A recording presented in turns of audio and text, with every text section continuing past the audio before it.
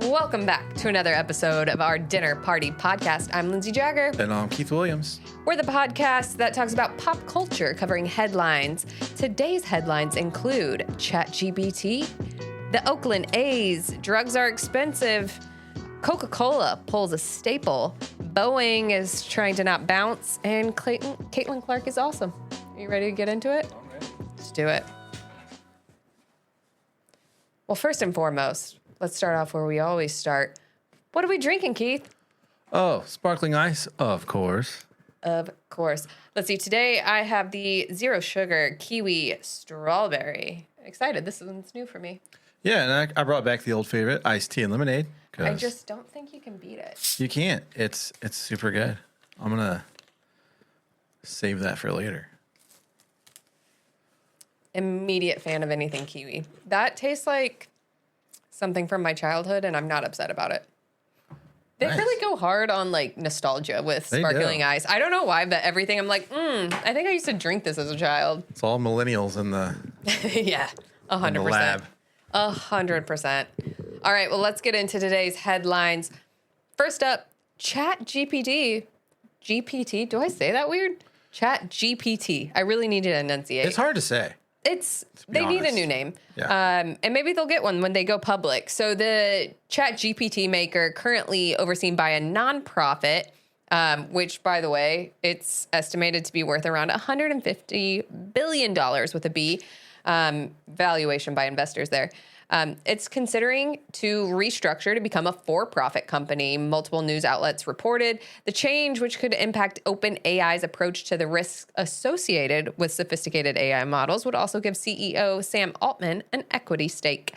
So this is kind of a big deal because I think Elon Musk is going to be upset if this happens. He's been a big fan of them staying nonprofit and open for the sake of like driving innovation, I think. So I assume this will be actually a much bigger deal if it happens.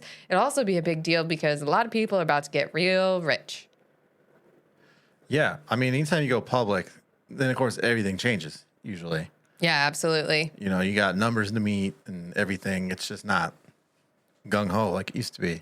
Yeah, it's also interesting because remember, Sam Altman got the boot when board members ousted him. So it's actually been the chief technology officer, Mira Murati, who was briefly installed as the company's head. And she announced that she'd be leaving her post after 6.5 years. So I guess I don't really know where Sam Altman sits in that whole situation. I don't think I fully understand his continued involvement, but I assume if they go private, I don't know what their ultimate problem with him was, but I just wonder if he also ends up taking back the reins, so to speak. Yeah, I don't remember what that whole Fallout thing was about, but I do remember once he was gone, like the employees were like, no, he needs to come back. Yeah, and also like what a strong play when your employees are like, Yeah. no, we like you. Like Yeah. that's kind of a big deal because I think most people hate their bosses nowadays. Like when the Nike guy got ousted, nobody was like, ooh, bummer. They were like, bah, the sales have sucked and we are all competitive athletes here, so we want to be awesome. Yeah. Like nobody was sad when Chipotle's boss left for Starbucks. Maybe they were. Were they sad? I don't think so.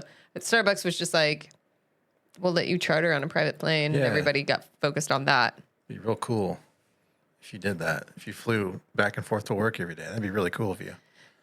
What's awesome is Starbucks' like policy towards saving the environment, but like whatever. Yeah. We're not talking about Starbucks. We're talking about ChatGPT.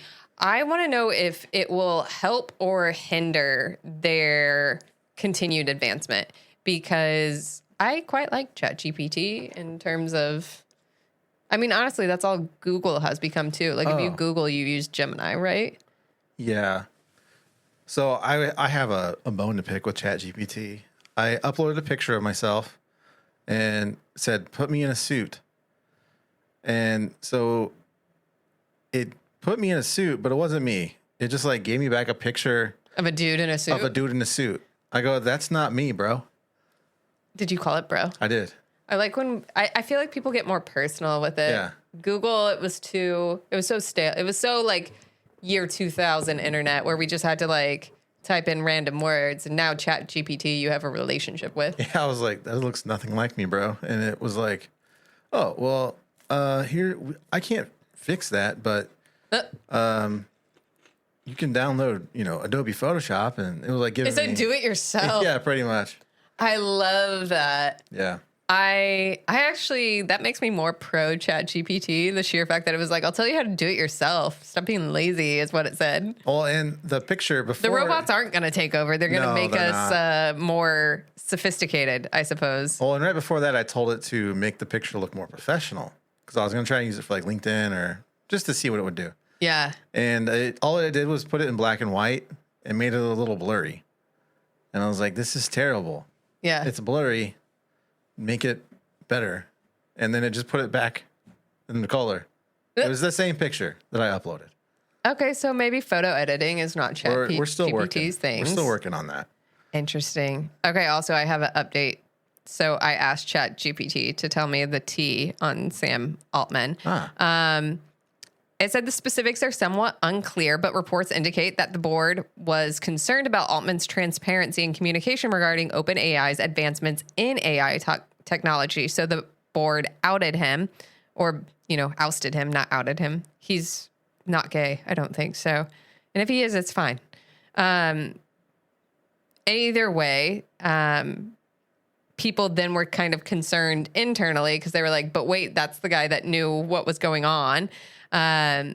So he was rehired by Microsoft to lead a new AI research team, highlighting his pivotal role in AI development. However, due to public backlash and internal turmoil at OpenAI, he reconciled with the board, or more than likely that board came pleading back to him, and he returned as CEO after just a few days. So I don't really know then. I guess chief technology officer, maybe they gave Mira like a leg up on him in some way.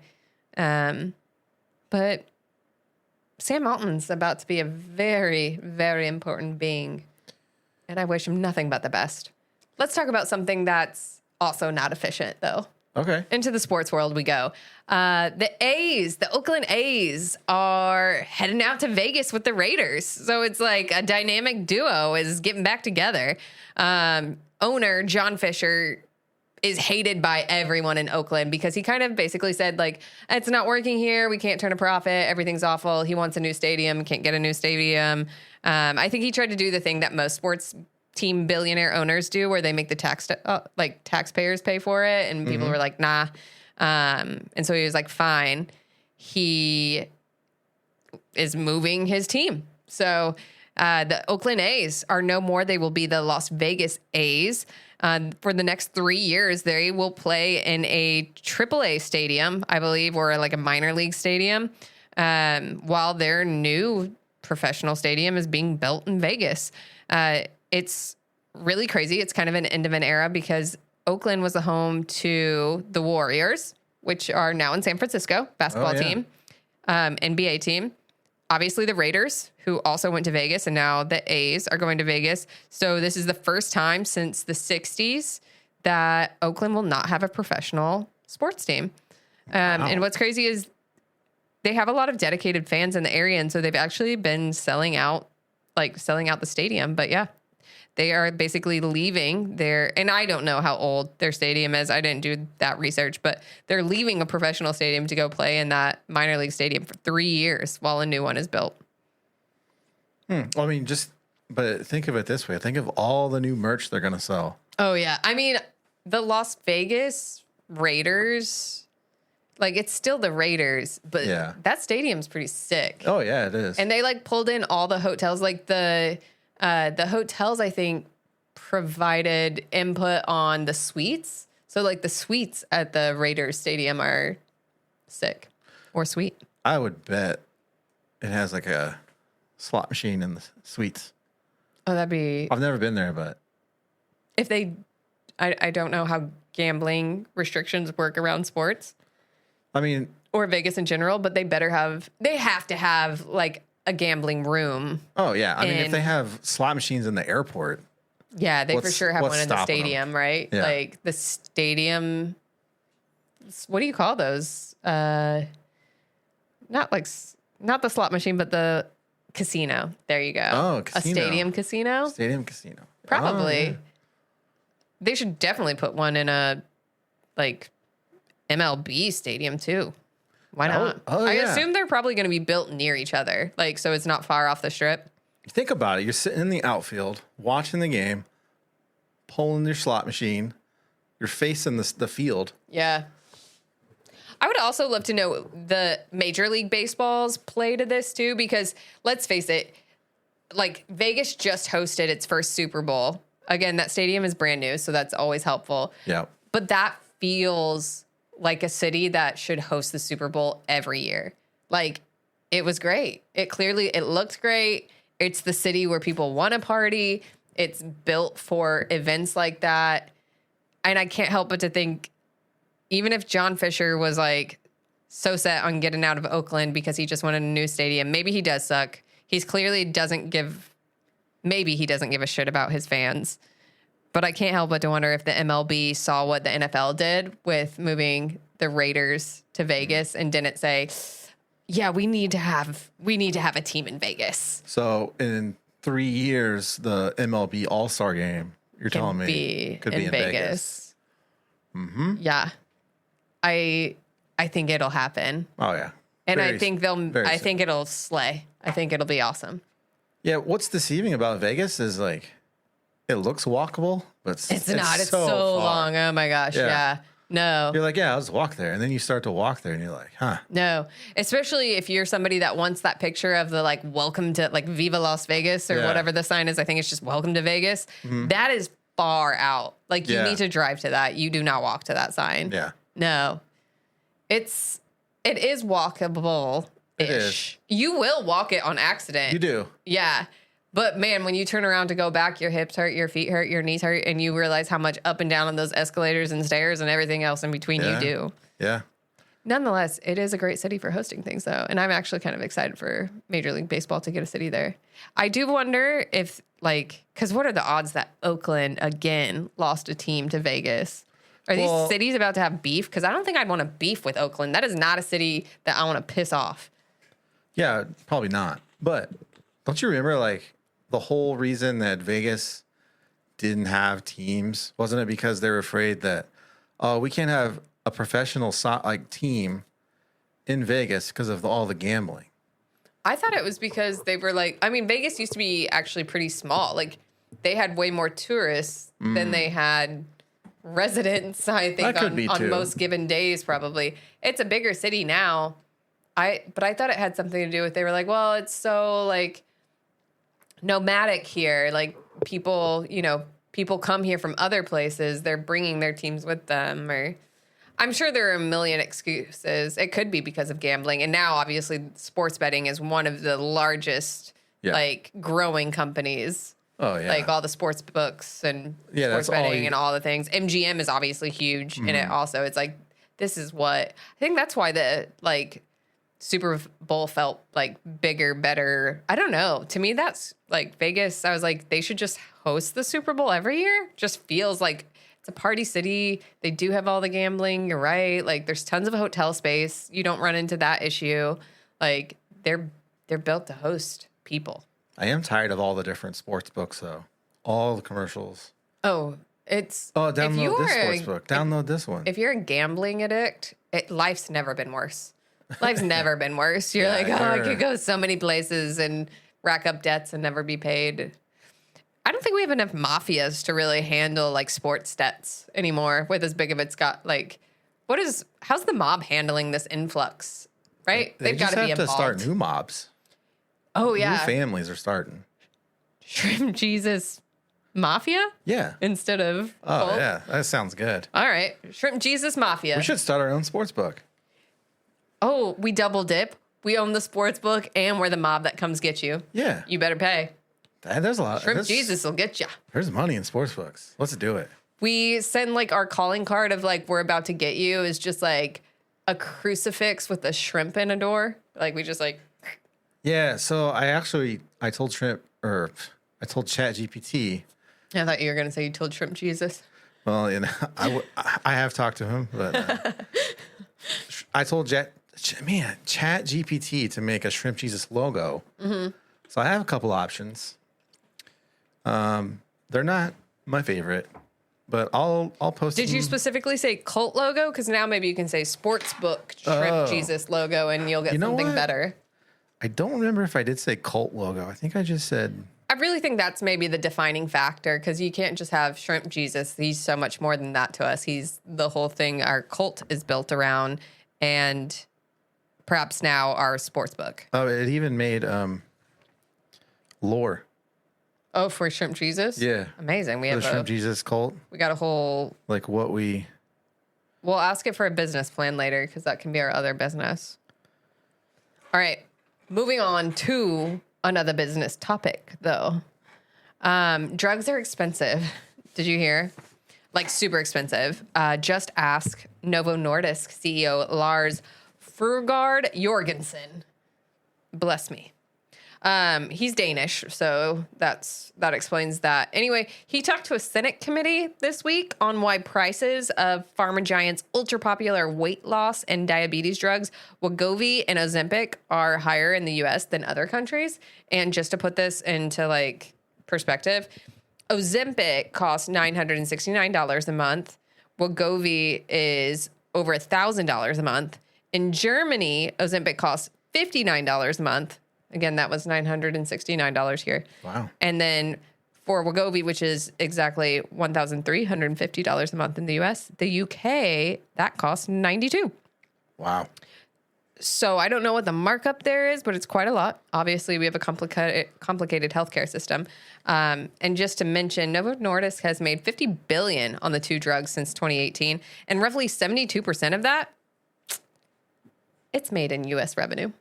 Oh, no wonder. Yeah. It's very interesting. They basically ended this with like no promises that anything would change, because the understanding is that the middleman, which is how the U.S. healthcare system works, there's a middleman of you do not buy drugs directly. It's not like, it is B2C, but it's not like the B that you think you're doing business with. But like, there's a middleman, so think your CVS's and other pharmaceutical. I don't know if they're actually the pharmaceutical companies. It's like the pharmaceutical sales companies, like those middlemen. A lot of times when they cut costs or do things to try and make drugs cheaper, those companies will actually drop the drugs because they're less incentivized to sell them themselves, because they're not making the money on them that they would otherwise. So basically that got called out in front of the Senate. And I think that's fair. I kind of feel bad for Lars, because his drug seems cheap, clearly, and it's helping people. I mean, weight loss is hard for people, and diabetes is a really scary disease. It's clearly the U.S. system that's messed up, but good old Bernie Sanders was taking it to him, trying to be like, fix it, make it cheaper here. But the truth is, I think it's not. I think we might have to actually start looking at ourselves. Yeah. And it stinks too. I think it's actually really awesome that he pointed out that, like, well, if I do what it takes to make it even cheaper here, it may just not be available here, and kind of called out like these are life-saving drugs potentially, and give it. I think Ozempic has a bad rap because Hollywood's having like Ozempic parties. Have you heard about this? Well, the whole South Park thing. Have you seen that? It's like so funny. Like but it's like real. Like all these, they have like Ozempic face where you get like snatched really crazy, like because you lose so much weight so fast. And I don't know, it's just kind of wild to like look at that all these people can just like, it's like, it's got to be like Botox and Ozempic together. Like I assume if you're throwing like a rager in the Hollywood Hills, those are your drugs of choice. It's not crack anymore. It's Ozempic and Botox. Yeah. The if you haven't watched it yet, I would recommend the South Park special. Oh, yeah? I can't remember what it's called, but yeah, Randy goes to a drug party. He thinks it's like drugs. Like, let's do drugs. Yeah. Yeah. So he like brings drugs because he's Randy. And it's an Ozempic party. So he starts shooting that up, and he loves it. He's never felt so much better. Does it just give you like a crazy, like I don't really understand the science behind it, but you must have like a crazy amount of energy, right? To like suddenly like your body's burning things differently.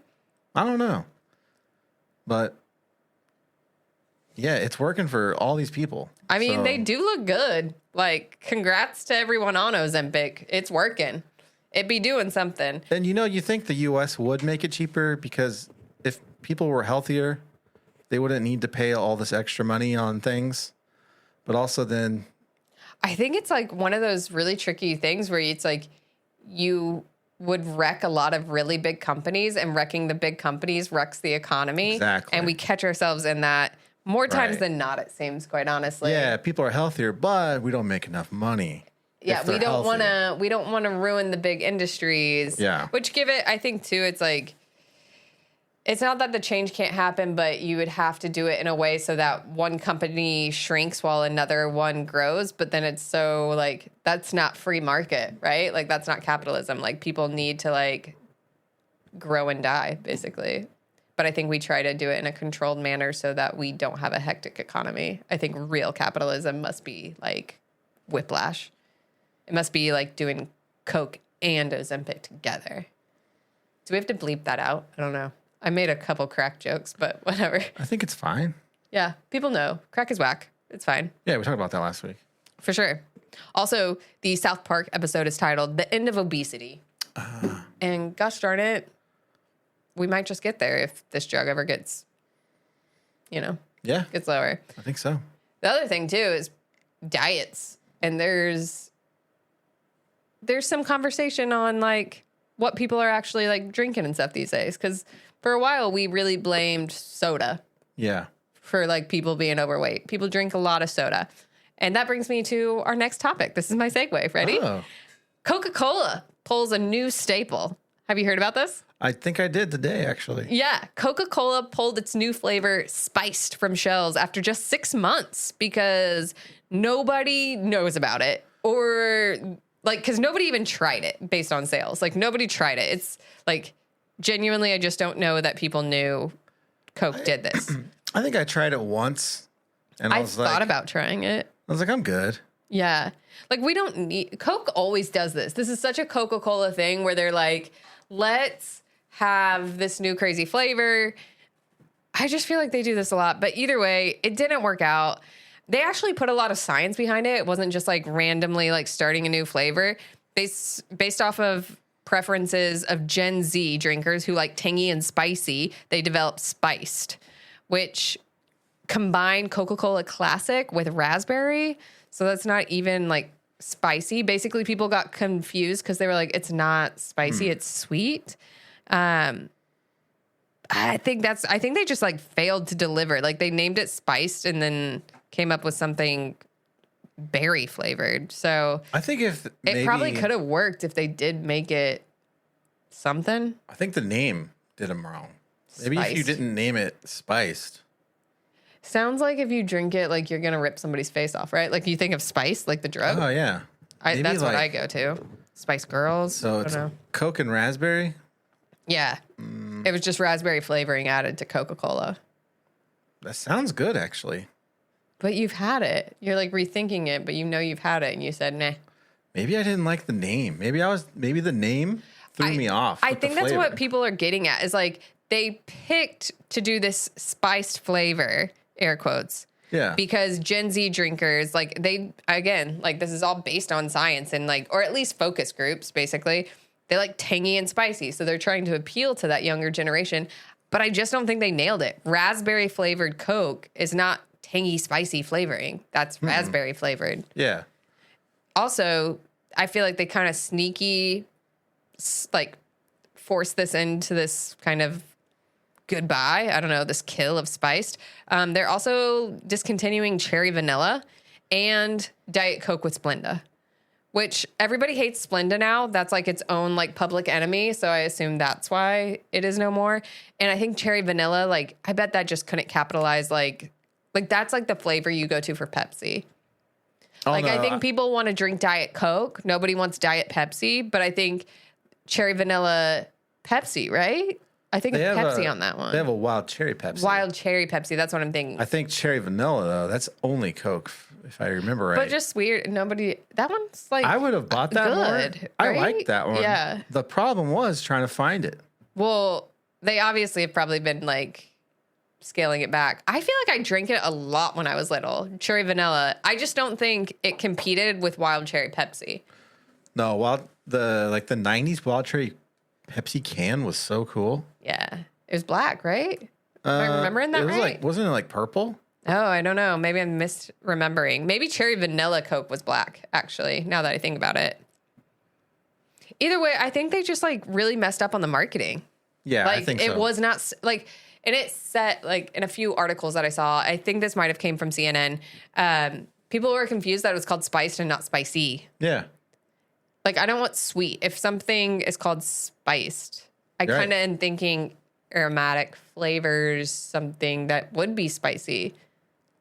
Like a jalapeno. Yeah. And honestly, cinnamon. swing and a miss for sure, because people loved spicy margaritas a few years ago. So they're also kind of behind the 8 ball on that, because spicy margaritas are way less popular now than they were. Now everybody's espresso. Yeah. And I think they should do like coffee and Coke. I actually think that would sell. Ooh. Yeah. Trademarked. I just did that. You can't have it. Did they have that once? I feel like they did. If they did, bring it back. Let's go. I want some coffee flavored Coca-Cola.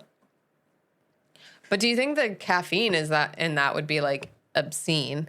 Is there more? Maybe you just add the flavoring, dip the caffeine. It ends up a whole problem like the Panera supercharged lemonade or whatever, where people die.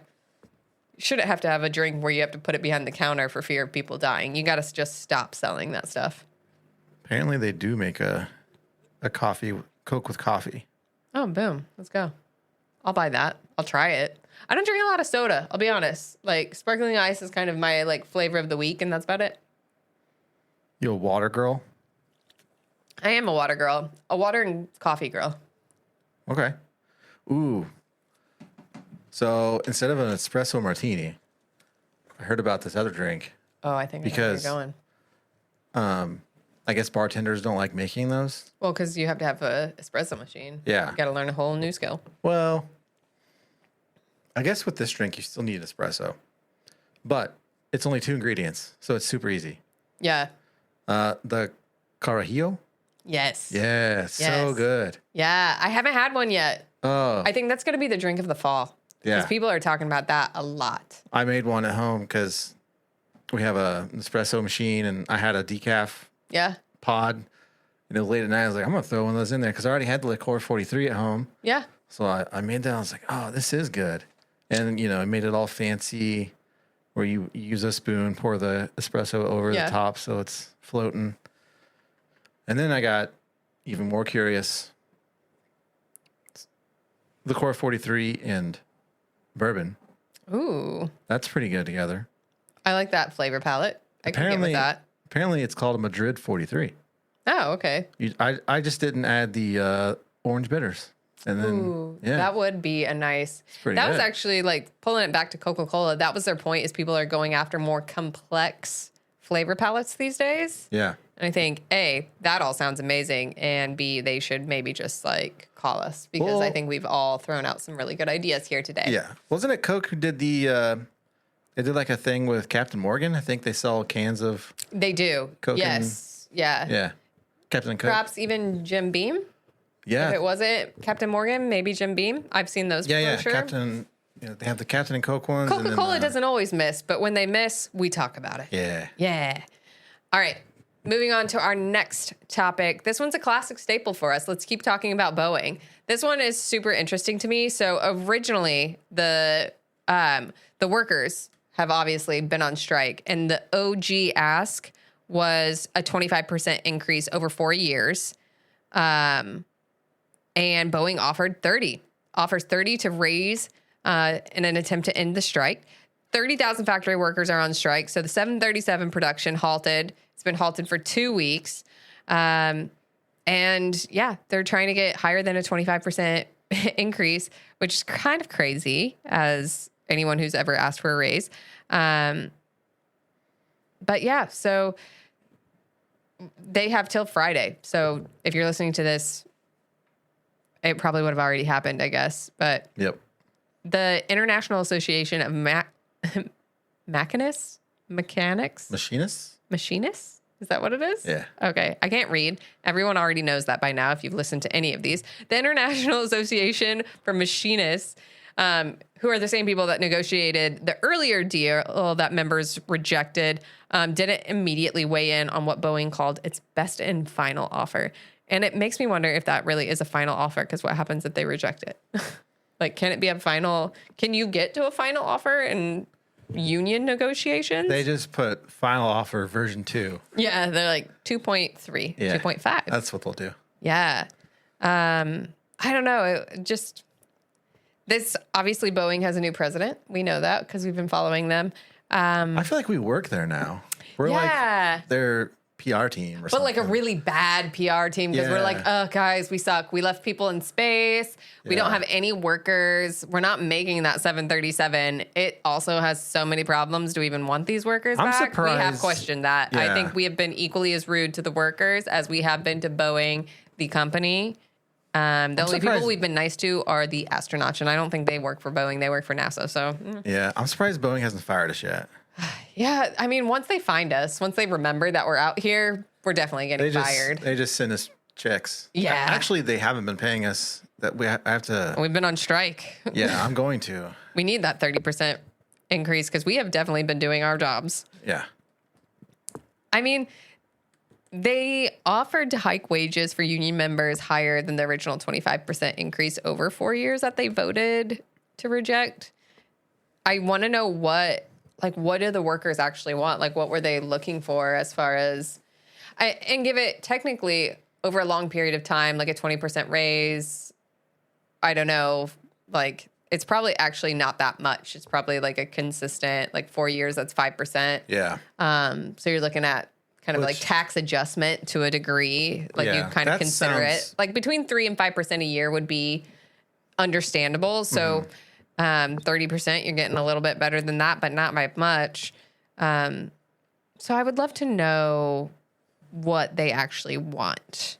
This contract also offered a bigger ratification bonus and larger contributions to the employee 401k plans. So that's a benefit. I don't know. So crazy. I don't know what the workers want.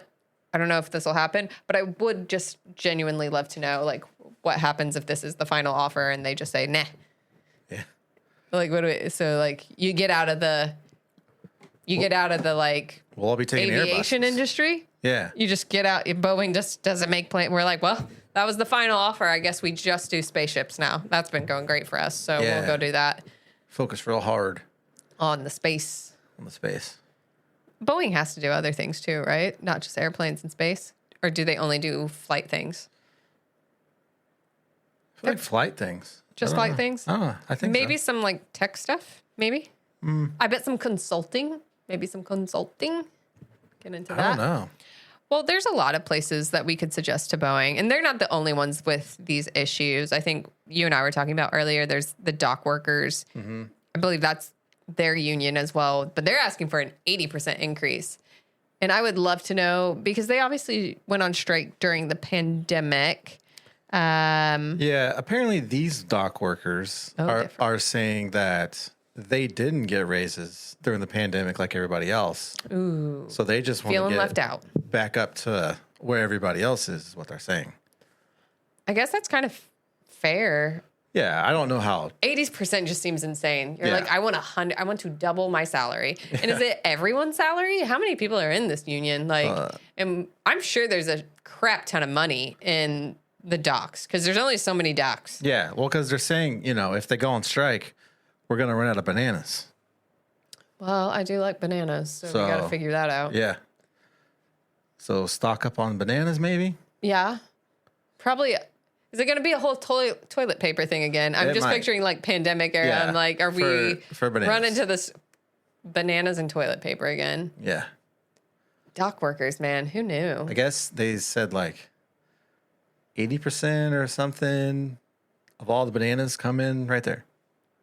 They go to the US. Which dock is it? Is it Long Beach or where? No, it's they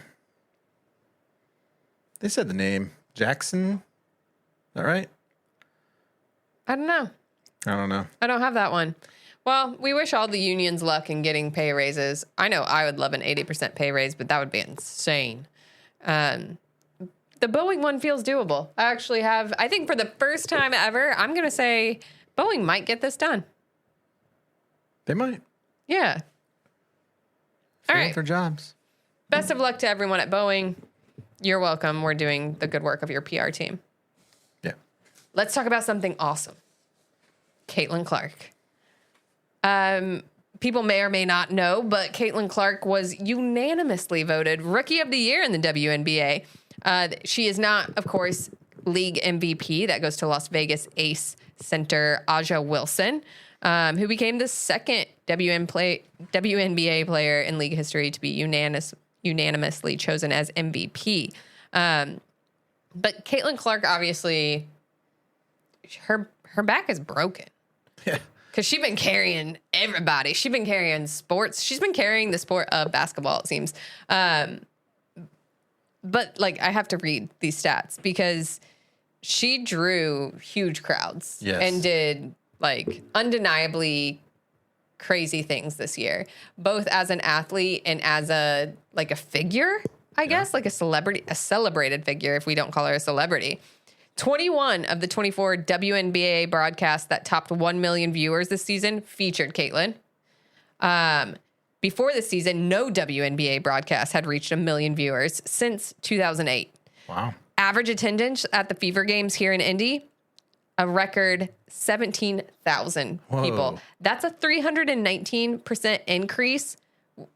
Oh, wait. Okay, guess. Guess how many thousand did you see it? I saw it. Yeah, 4,000 people last year. 4,000 people was the average attendance to 17,000, which is insane. And by the way, if you go to those games, there's like always celebrities. I feel like the Pacer players are always there. Colts players are there.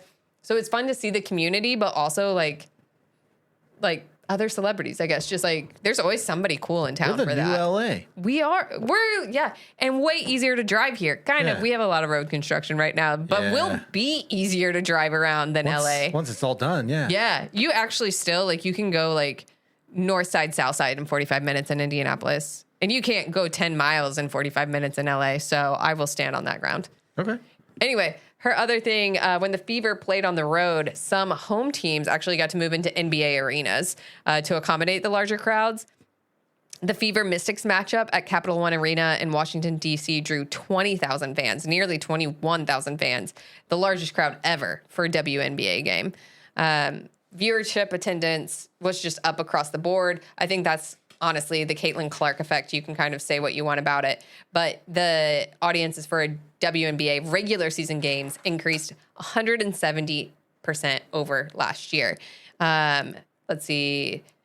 And this is actually really interesting. So viewership from like a company that tracks that said it's up 181% for men ages 25 to 54. So kind of cool to see like women and men getting in on the Caitlin Clark like frenzy. I don't even know what else to call it besides that. People love her. There have been a few detractors. People hate them. The detractors immediately end up with a target on their back. I will say applause to sports analysts and men and NBA players, because honestly, it seems like most of them have been very supportive and been like, no, that girl's good. Yeah. Seems like, honestly, some of the WNBA players have been the worst. And I honestly also think that they kind of have to speak out a little bit, right? Somebody needed to be critical, I suppose. Right? Somebody was going to be. I don't know how I feel about them. I'm like, yeah, it's fair to be critical. We're critical of LeBron James. Right. Like, I guess somebody had to do it. It makes sense that it would be a woman. I don't know if a man did it, if it would have gone over as well. Yeah, I have a lot. So I think that the WNBA missed out terribly on their whole playoff schedule. The first round's a 3-game series. Right. So as of now, the Fever are out. The way they do it is because the higher seed or the lower seed gets 2 home games in a row, and then game 3 is at the away team. Right. Or the higher place seed team. That's just terrible. If you're doing a 3-game series, it should be home, away, home. Right. They had to do it that way because, they don't have the money to fly back and forth. Yeah. That's terrible. So I Caitlin think Clark they could- didn't get a home playoff game this year. Right.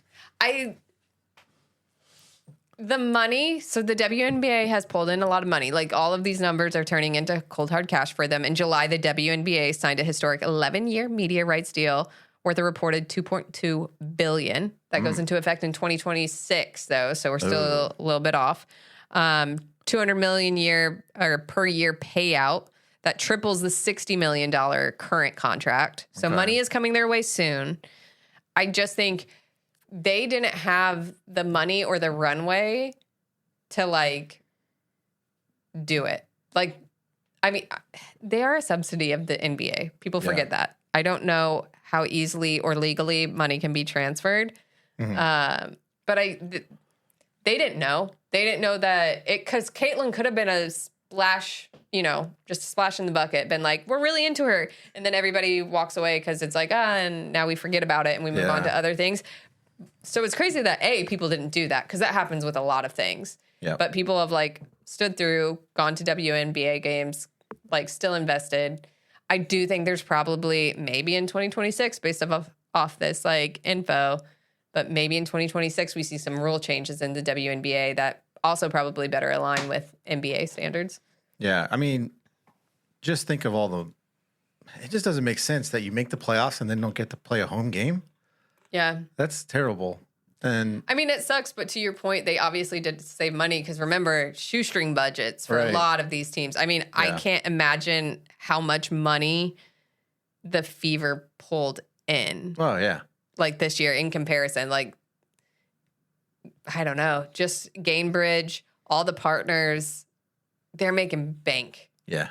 They've got to be happy. At a time when usually it's half empty, you're probably not covering the cost to keep the lights on in that thing. Well, didn't the Fever not play in Cambridge for a year or two? They went to the state fair. Right. And honestly, they probably came back because that stadium went under construction. It got rebuilt. Oh, yeah. So I'm unaware of why that would have happened other than, probably too expensive. Gamebridge also was under construction for a bit, so it could have just been either or. Don't know why. Yeah. But that happens to other WNBA teams for sure. But we're seeing a league expansion. I think it just is going to take a minute for the money to actually line people's pockets and get stuff done to change and with it, a better fan experience. But I will say, as someone who's been to a Fever game, I had a great fan experience. I was actually super impressed with how nice everyone was and just easy it was to kind of navigate that game. Yeah, I looked up tickets because I wanted to go, and I was like, "Oh my gosh, it's this much to sit in the nosebleeds." Yeah, it's expensive now. It was crazy. I think they also did get a little. I don't know. When you got a hot ticket, you got a strike, but they did get a little big for their britches right away because they were like, "Oh, yeah, you'll pay this to come see it? Done. $400 for a nosebleed seat. It is." Yeah, it was nuts. It's crazy, but you know what? Good for Caitlin Clark. You're awesome. I'm never going to hate on someone for being awesome. Just not going to do it. Yeah. I mean, I probably have, but in this situation, I'm aware enough, and I will not hate on Caitlin Clark for being awesome. No, she doesn't deserve it. Everything is awesome. She does take some hate, and we hate that for her. Yep. All right, final topic of today, Hotel Motel, not Holiday Inn, Motel 6. Motel 6 sold to Indian hotel company Oyo for $525 million, which is crazy because, I mean, Motel 6 is so freaking cheap. And I'll be honest, I read the headline alone and I thought, nobody says India. That's a super clean country. And no one says Motel 6, known for cleanliness. I think the grossest thing might have just happened. I just think this might just be gross. It was an all-cash purchase, which seems insane, but Blackstone owned motel chain and is Oyo's latest push to expand its footprint in the U.S. Oyo, I don't even know if I'm saying it right, but they consider themselves a startup company. It's backed by SoftBank, which currently operates 320 hotels in 35 states. Motel 6 and Studio 6 offshoots have about 1,500 locations in the U.S. and Canada. In 2012, Blackstone paid $1.9 billion to buy Motel 6, whose name originally came from the companies charging $6 in cash for a night stay. And by the way, the first one was in Santa Barbara, California. It's still there, and it's actually pretty cute and nice. Huh. So just FYI, deal's expected to close by years. And it's obviously just kind of a big deal because Motel 6 is actually kind of an American classic. But that's a huge number for something gross. I don't know. A lot of sticky floors is what you paid $525 million for. Yeah. Some now that subpar murder rooms. Like, I'm just saying, like, did we pay for murder? Yeah. Yes. Like that name, now that I see it spelled out, I have seen that. OY. When I've been abroad. Yeah. I have seen that on hotels, and I think they are nice.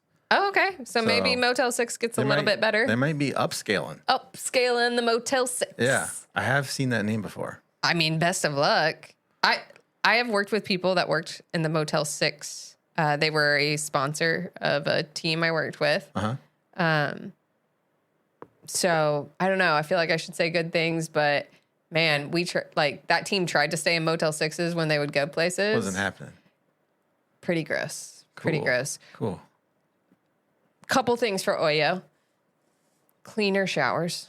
Just clean the showers. Yeah. Get real showers. Stop buying plastic like tubs and the little like plastic curtain. Don't do because those are gross. Yeah. Gotta wash the bedding. You got to. Gotta vacuum. Mm-hmm. Gotta vacuum. Maybe just clean the room. Just clean. That is actually, you know what? Yeah. When I think about the list of things I was going to give them, cleaning, it can actually just condense the priority here. Clean. The priority is clean.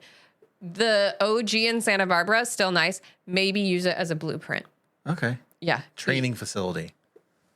Perhaps. And I never stayed there, but it does look nice. It's right off the highway. Super easy to get to. I will tout that OG Santa Barbara hotel. I wonder if because there's also Motel 8. It's got to be, I wonder if that's in that purchase. Motel 8? Super 8? Super 8? Super 8? Oh, I'm thinking Motel. Probably because I combined them, Motel 6. Yeah. Super 8. You Are already those the combined same? them.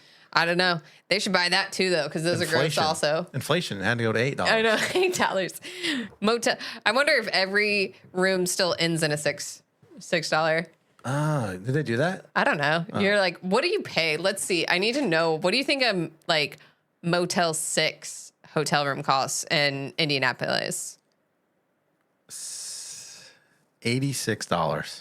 You think so? Yeah. That feels so expensive. I'm going to say $66. 66? Don't they actually put it on their signs? Now that I think about it. Oh, yeah, they do.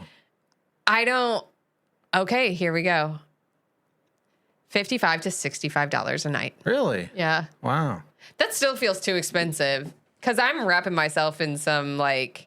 Well, they're saving money because it's clean. Oh, yeah, definitely. Bring some Lysol. So that's all I you think. have to pay for a cleaner. You know, when you can. Have you ever been in a hotel room where you're just like the comforter is not a comforter, it's basically a sheet.